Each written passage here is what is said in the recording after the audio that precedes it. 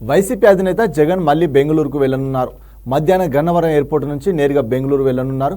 అక్కడ నుంచి యాలహంకలోని తన ప్యాలెస్ కు వెళ్తారు మాజీ సీఎం.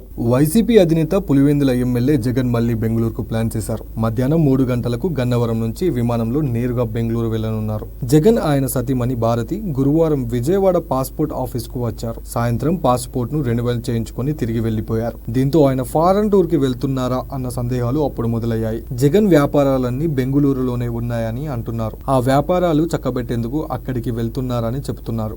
గడిచిన 2 రోజులు కార్యకర్తల పేరిట తాడేపల్లి ప్యాలెస్ లో ప్రజా దర్బార్ నిర్వహించారు. చాలా మంది తమ సమస్యలను విన్నవించుకున్నారు. వారి నుంచి అన్ని విషయాలు తెలుసుకున్న జగన్ కొద్ది రోజులు రాజకీయాలకు దూరంగా ఉంటే బెటర్ అని ఆలోచనకు వచ్చినట్టు ఆ పార్టీలో వార్తలు జోరందుకున్నాయి.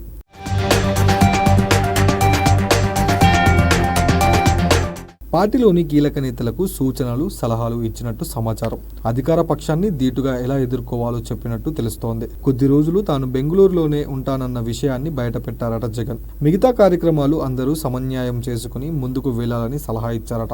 దీంతో యలహంక ప్యాలెస్ లో ఏం జరుగుతుందో, అక్కడి అధికార విపక్షాల నేతలను కలుస్తున్నారా, ఫ్యూచర్ రాజకీయాలకు అక్కడి నుంచి స్కెచ్ వేయనున్నారా, ఇలా రకరకాల ప్రశ్నలు వైసీపీ కార్యకర్తలను వెంటాడుతున్నాయి.